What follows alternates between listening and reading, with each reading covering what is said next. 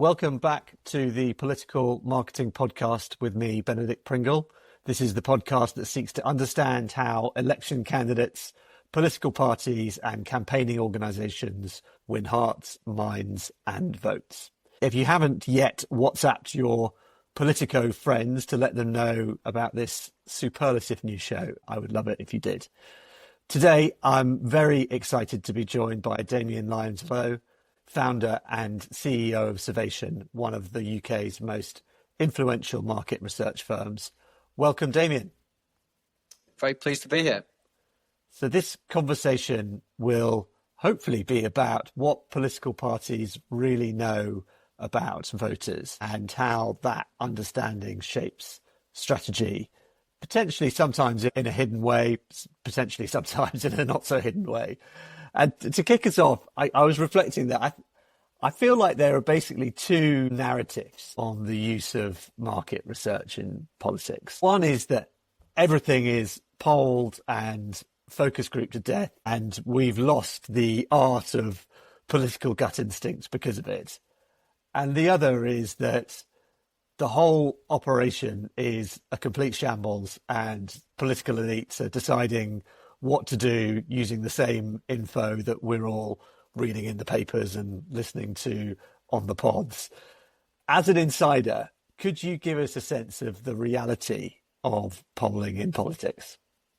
Well, I think both of those things can be true at the same time, right? So there could be both of those things going on. And I think, that there is definitely a place for gut instincts. But one of the ways that I've extensively polled this topic, or I've extensively focus grouped this topic, and then you present that to your political leadership and you say, here you go. Where that can go wrong is that if your gut instinct was that you framed the concept in quite a narrow way. For example, if you had a gut instinct that you were worried about immigration, losing voters on the topic of immigration to reform. And the question was, what should our immigration policy be to attract reform voters? That's fine, but perhaps that's the wrong question, because you might end up with if that was your question, you might have focus groups and polling with lots of reform attracted immigration concerned voters. And they would tell you, this is what the policy should be. People think you should go very hard on immigration, and that will get reform voters back into the tent. But I think the question probably there should be, what should our immigration policy be in the context of all our other policies? What should the priorities be for us, and why?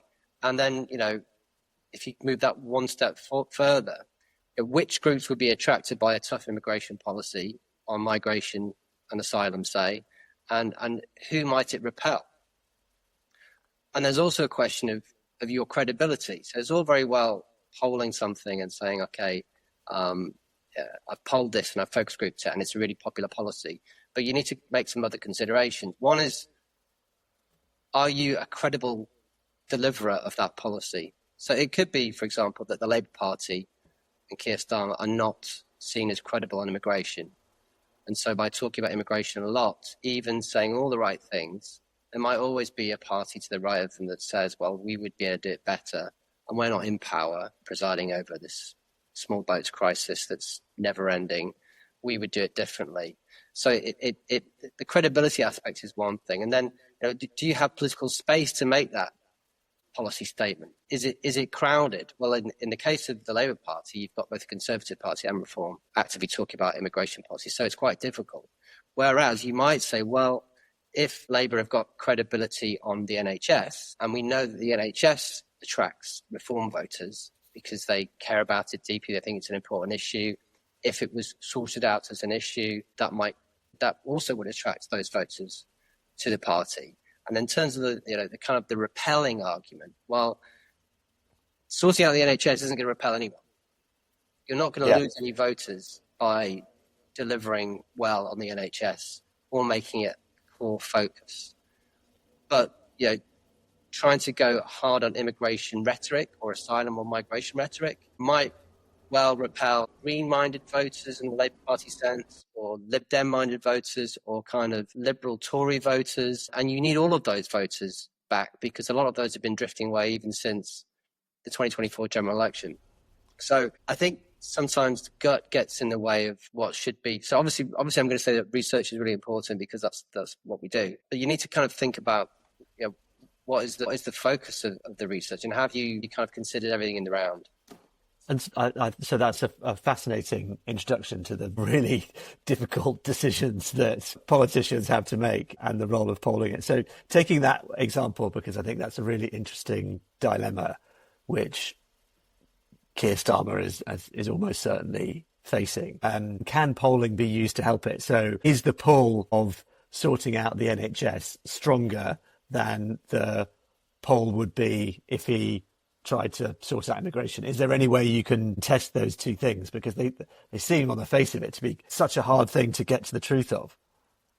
Well, I think it's really difficult. I mean, there definitely is research and evidence that shows that that there's a linkage between people's concerns about economic fragility and cost of living and attitudes to immigration being an important voting metric.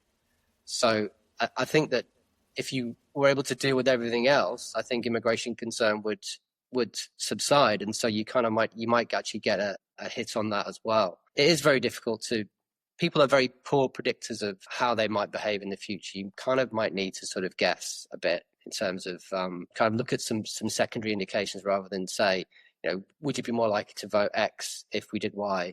That's sometimes not a very good question, but sometimes it's the only question that you might be able to ask in a situation. But it's very difficult to work out the priorities. But for sure, we have seen a Labour Party position since the general election. We do know that the NHS waiting lists have moderately come down. We do know that people's concerns about the economy and cost of living have not really changed since the election. And we do know that immigration has gone up as an issue of salience for voters. So it kind of follows that the way that Labour has acted since the election has had those sorts of effects. If we did have, all we've really seen is kind of like a lack of control of immigration, and then the other issues not being addressed. I think people aren't feeling any better off now than they were a year ago, and they don't believe the NHS is doing better than it was a year ago. So it's difficult to know exactly if you push this lever in this way with the result. But I think we have to sort of think about our common sense in the situation. I think, this is what we have. And you mentioned before about the fact that Labour have been shedding votes to the Lib Dems, or not votes, but the polling suggests that they are losing support currently from Labour to Lib Dems and Greens. And there seems to be a debate about, given where Reform are currently, should Labour be focusing their energy on building the sort of anti-populist coalition, or should they be focusing on minimising, Labour to Reform switches? If I'm Morgan McSweeney and I've come to you with that nutty problem, how do you go about trying to address that?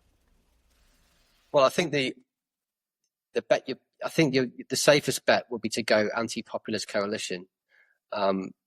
We've had in elections, say in the 2019 general election and the 2015 general election, we've had huge amounts of actual Green people who prefer the Green Party or prefer the Lib Dems not voting for those parties in places where Labour needs them to, and that's been Labour already had a coalition that you kind of couldn't see, and I think that's probably underthought as a concept. It's obviously not true that the true support for the Green Party in these historic elections was 2%. People were not voting Green because they were much happier that a Labour MP would prevail in their area than someone else. And I think that one of the things that we need to think about, if we imagine that things don't change a huge amount between now and the next general election, it's all very well people saying in a voting intention poll, I'm going to vote Green at the next election, or I'm going to vote Lib Dem. But for sure, people are still going to be tactically minded, and they're going to be, in the main, voting for the least worst. But Labour needs to be really careful that they don't become the worst in that election, or that people, don't like Labour. They don't like them a bit less than Reform, but they just can't hold their nose and vote for Labour. So there's going to have to be a policy platform that the left and the green-minded people and Lib Dems, a platform that they are happy to tactically back at the next election. And if you look at recent voting intention polls, and you look at a Lib Dem figure of up to 16%, 17%, and you look at a Green figure of 10, 12% of some polls, you not in normal course of business would be you'd be able to squeeze 3/4 of the Green vote. You might be able to squeeze 3/4 of the Lib Dem vote in certain constituencies, and so you could think about that as your strategy. But for sure, that's a lot. That's a lot of the vote, right? We're talking about a fifth of all votes that are up for grabs. For example, you need to be constantly thinking about that. And if this term of Labour is defined by chasing reform voters, it's going to be very difficult for those people to then do their normal tactical voting, which we have seen in the last many elections. Yeah, I think that's really true. I don't see any signs that is what the Labour Party is thinking about yet. Do you? No, I think that they appear to be single-mindedly focused on chasing the reform vote. I mean, it's not even in terms of the actual policies that are delivered. It's the things that they choose to be the focus and the way that they talk about things. And I think that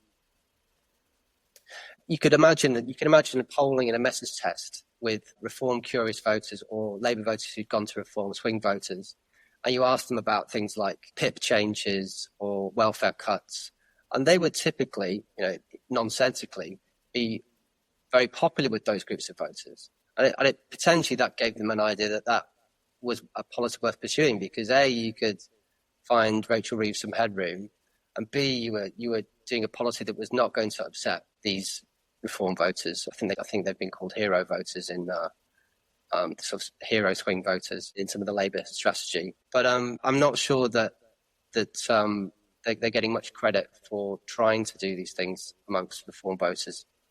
As the Labour Party, and certainly for a lot of core Labour supporters or switchers or those tempted by the Greens and the Lib Dems, they're horrified because they didn't vote Labour to pay the bills off the back of the poor and the disabled. It's really not something that they lent their vote to Labour for.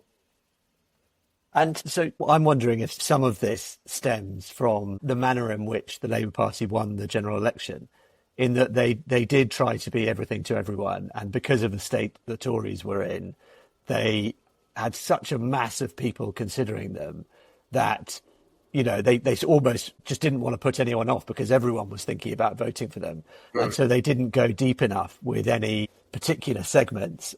And so that problem that they never had to face up to, leading up to this general election, because basically everyone was considering them, they now have to decide in government who their voters are. And that's probably a harder thing to do in government than it is in opposition. If they wanted to try and almost belatedly segment their audience, how would they go about doing it? What are the nuts and bolts of a political segmentation? Well, so segmentation is grouping people based on their views, characteristics, behaviours, based on data rather than what we might think about them. So if you think about an example of a Green Party voter, you might think that Green Party voters are a bloc and they generally agree about different things and they have the same types of views on the economy and taxation, and they have a similar kind of left-right spectrum. But if you do a segmentation of Green Party voters, you find out that they can be really different. And that was borne out in the 2024 general election. So Green Party found that they have a sort of Corbyn-type economic social policy type of a supporter.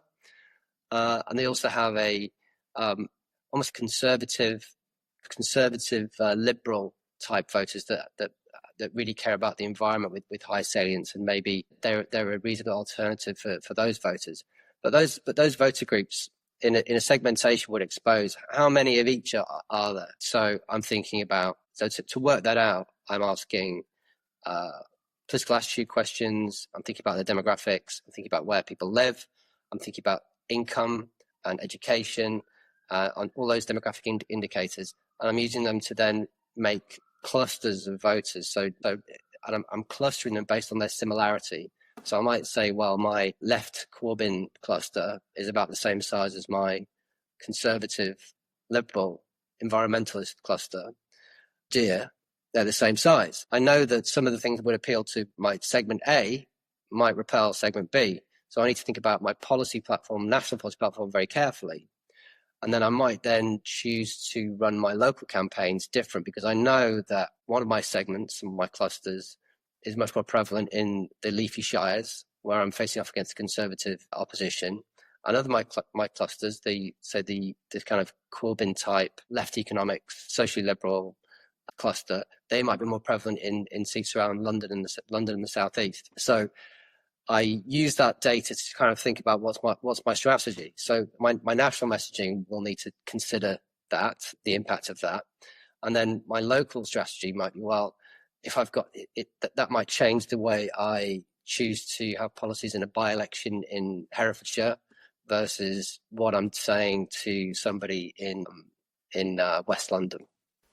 Yeah, I mean, that is fascinating to hear. And the sort of the data science that goes into that is clearly pretty rigorous, as you say, mixing, interest data with demographics, with geographics, with demographics, everything it's extremely complex. There are rumours that sometimes less scientific approaches used. For example, in the last general election, the Lib Dems were rumoured to have based their geographical targeting on whether there was a branch of Gale's Bakery. Are both valid? Is there room for art and science? Okay, so I inquired about the Gale's Bakery, and I was told that was a red herring, or that was the Gale's. But so the idea is, it's obviously, if it's a Gale's Bakery, then you are affluent enough to be the type of place where the Lib Dems would do well. I'm told that wasn't true. I think the Lib Dems have been public in terms of what their targeting strategy was, and there wasn't a lot of segmentation or science behind it. They were really looking at sort of two things. One, where did we come second in 2019? Those would be list A. And then where are we third? But we're not like a million miles away. There's some evidence of Lib Dem support, but we know through our sources that the Labour Party aren't targeting that seat. It's not on the Labour target list, and they could do really well. So it was a problem for people it was a problem for optimistic MRP models to say Labour's going to win in this seat, says the model, when actually Labour weren't trying to win the seat, and the Lib Dems were really trying hard to win that seat. And so some of the debates about who's the best placed party to defeat the Tories was a function of how the campaigning was actually done on the ground. It's very easy for the Lib Dems to run around in seats where they came third in 2019, where there's no Labour leaflets being given out, and no campaigning, and no Facebook messages are appearing in people's computers and phones to say that we are the real alternative to the Conservatives. So yeah, so the Lib Dems in 2024 was more kind of, was that strategy. It was quite straightforward. There weren't really any other seats that really didn't define that. I think it'll be more interesting for the Lib Dems in the next election, because the fragmented voter landscape could mean that they can win in all kinds of surprising places, and they're not looking for 100 seats, they're looking for 150 seats, because if there are so many, if we're playing multi-party politics, the winning post might not even be 33% of the vote, it might be 29% of the vote. And so, they might need to think a bit more than Gales, or even, where did we come second or third last time? They might need to get a bit more scientific. Very interesting. So sticking with that topic of potentially how close it is, and I've seen some polls saying there are four parties within 11 percentage points of each other, and as you say, the winning margin in seats as it stands looks like it could be very low. How does this kind of fragmentation change the way you do top-line polling? Should we all be more sceptical about top-line polling with this much fragmentation? Yes. Yeah, I think the scepticism will come in the form of, the first consideration is, in the end, people are generally trying to vote for the least worst in their constituency, and we have seen much more tactical voting when it comes to the crunch in elections than I've seen in my polling lifetime, which is only 15 years. But I feel like the electorate is really sophisticated, and people are having on-the-day conversations with their friends about, who do you think is the best placed party or the least worst party, or in what way is my vote not wasted? So the main consideration for looking at an MRP now that makes seat-based forecasts is that people have found themselves often in a new constituency in 2024. So they've kind of got over that. I mean, a new constituency has got new dynamics. They're going to be faced with a completely different set of dynamics where the collapse of the Conservative Party appears to have continued. Reform are now up and away. It's now not easy to say that, say, Labour are the best placed party to defeat Reform in that place. It might be the Lib Dems, but I think what we'll see in the end is that a lot of tactical voting that will change these top line constituency estimates a lot. So I think in places that are being fought, you wouldn't, for example, see 4 parties on 25%. You would see some tactical voting reducing 2 of the parties and boosting 2 of the other parties potentially. So if people thought, like, for example, that the Tories have definitely lost the seat, you might see Reform going up versus the polling. If people thought that the Lib Dems were actually better placed than Labour in that seat, you might see the Green vote and the Labour vote pushing into the Lib Dem vote there. So I think the pinch of salt will be the amount of tactical voting. And I think if things don't change so much, Labour presumably will have sorted out messaging in the years to come, and there will be lots of appetite for tactical voting, and that will change. That will change what we're seeing in the polling right now. And I think your point about tactical voting is so spot on. And I was shocked by how many people tactical voted in the last election, according to exit polls.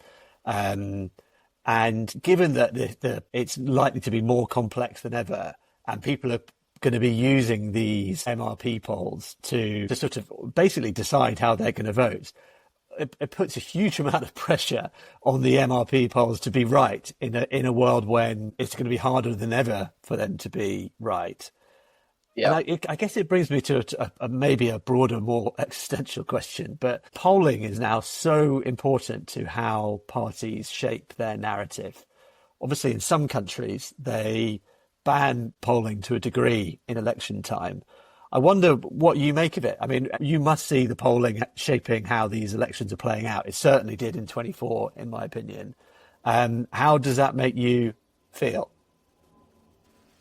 Well, so if we just go back to the tactical voting point, I think something that I've said before is that Reform might become like the SNP in Scotland in terms of tactical voting. So in Scotland, supporters of unlikely parties group together. A classic example would be Edinburgh South, which has always elected Ian Murray as a Labour Party candidate in a pretty well-to-do seat.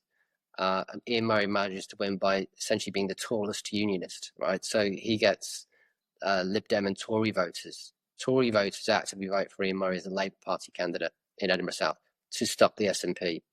And I think on the one hand, you could say, well, and that's just a well-trodden path, right? So people know that if you want to stop the SNP in Edinburgh South, you vote Labour, and that's the way to do it, and people just accept that, and that's fine.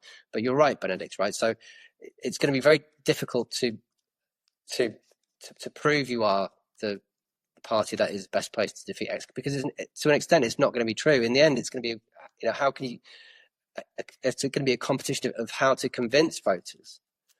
Because, in the same way that Labour could have won some of those places that the Lib Dems won, had the Lib Dems not tried and Labour devoted resources to some of those seats. And because the Lib Dem and Labour votes were really quite fungible, so that works fine. So often it's a case of who's convincing. And I think any shred of polling evidence and MRP data is going to be well used by political parties. But I don't think anyone was really cheated by any of the polling running into 2024. And in fact, I think the reverse happened. I think people were actually freed up to not be able to vote Labour. I think the independent candidates and Lib Dems and the Green Party, I think, were big beneficiaries of the Rishi Sunak cut-through idea of the supermajority. He said, Rishi Sunak was saying, let's just stop Labour having a supermajority, which was confirmed by the polls that was indeed happening. And then when people looked at some of the polling data, they said, well, yeah, Labour's going to win a massive majority. It doesn't need this large of a majority. And so there was a democratic service provided by polling, which allowed people, especially where Labour didn't need the votes and there were other potential contenders, that they could not vote Labour and they could vote for the party that they actually preferred. So I think, in a way that you could argue that the polling did the public a democratic favour. They were shown, in the early part of the campaign, all pollsters and all MRPs were showing enormous Labour leads, and they came down as the campaign progressed. The public was shown what could happen if you do vote this way. A majority of the proportions that Labour won't need. They won't need, and they'll be essentially unchecked. You'll be able to ram through anything. So in your effort to get rid of the Conservative Party, you've just delivered as a one-party state, and people didn't like that. So I think polling is useful for that, and I think it did people a good service in the 2024 general election. Yeah, that's interesting. I guess you're right that what you said is that the polling did have an impact, but ultimately it was a democratic positive. And I think I broadly agree with you. I think more information is never a bad thing. And I think Reform did well out of that as well, because they were being told consistently by everybody. So Reform-minded voters who preferred Reform but had always thought that Reform was a wasted vote, as it almost always has been outside of by-elections, right? A UKIP vote or a Reform vote has been a wasted vote. It was clear that a vote for the Conservatives in so many places was a wasted vote, and the narrative started to change on Reform, where you could vote Reform and potentially get Reform, or you could vote Reform thinking that Labour were going to win your seats, but it didn't matter because the Tories weren't going to win anyway. So you could literally vote Reform, and it was a free hit. And I think Reform probably did quite well out of the kind of polling situation. Yeah, no, I think that's right. One of the things that I've sort of been mulling is that on the couple of episodes prior to this, we discussed the notion that changing party leaders is generally a bad idea, because it confuses voters and they have to go through a period of reassessing the party brand in relation to the leadership brand. And so in general, swapping leaders is probably not a good idea. That said, Kemi doesn't seem to be cutting through yet for the Conservatives, but it seems to be the case that the mumblings are that, it's too early to be worried and we need to give her time. Is there any way that you can structure polling so that it's less of a snapshot? Is there any way you can structure it to try and get into whether there are short-term things, for example, haven't seen enough of her yet, to what is properly baked in for the long term, which is, does not align with my values, is not for people like me? Are there different ways you can use polling to try and work out what is fixable and what isn't? Yes. So, if we talk about, just to your final question, right? So if you talk about the Labour Party and Reform and the Conservative Party, so when we ask people, to what extent do you trust the following parties, which of the following parties do you trust most on the following issues, and you roll through all of the kind of the main issues of importance policy-wise, generally speaking, Labour are trusted more than Reform for many things. It is also true that Reform's promises, when we poll some of their promises in relation to their credibility or whether they will be able to do them without taxation, people aren't really sure about that either. They tend to think that they would have to raise taxes and so on. So I'm less concerned with leadership ratings than sort of broad kind of which party am I going to pick type judgments. Let's remind ourselves, right? So I wrote a piece for Mail Online before the 2024 general election. It's called Change Without Hope, and just pointing out that Labour are on the verge of a landslide. But when you looked at some of the data underlining it, there was a distinct lack of enthusiasm for Labour and for Keir Starmer. I think, there was almost as many people were unfavourable about Labour, 35%, as were favourable, 41%. I don't think that's ever happened where a party has won a landslide and they've only had a mild favourability rating. And I think in terms of Keir Starmer, so Blair, before the 97 general election with Murray, had a positive satisfaction rating of plus 22. At the same time, just before the general election, Starmer with Ipsos was on a negative rating of 18 before he started, 40 points behind Super Tony. So the extent to which liking the party leader is important, I think other people massively disagree with this. I think is overstated. You can win elections with a platform and a policy platform, and people don't need to love your leader. But that said, I think if the Conservative Party continued to have low ratings and they felt that there comes to a point where you just get a bit desperate and you feel, well, this is possibly fixable, but the clock starts to run out over time before now the next general election, and you think, well, let's roll the dice, because if we just don't carry on like this, I can't see how anything will change. So it does feel that people are have in their mind, they still have it fixed in their mind that the Conservatives have done a bad job on the economy and would continue to be a bad choice for the economy. And they feel like they've kind of blotted their copybook in terms of that. It's difficult to see how that gets better. Normally, you've got this nice two-party system, right, where Labour do badly in their first term, and the inverse of that is people saying, well, okay, so I'll vote Conservative instead.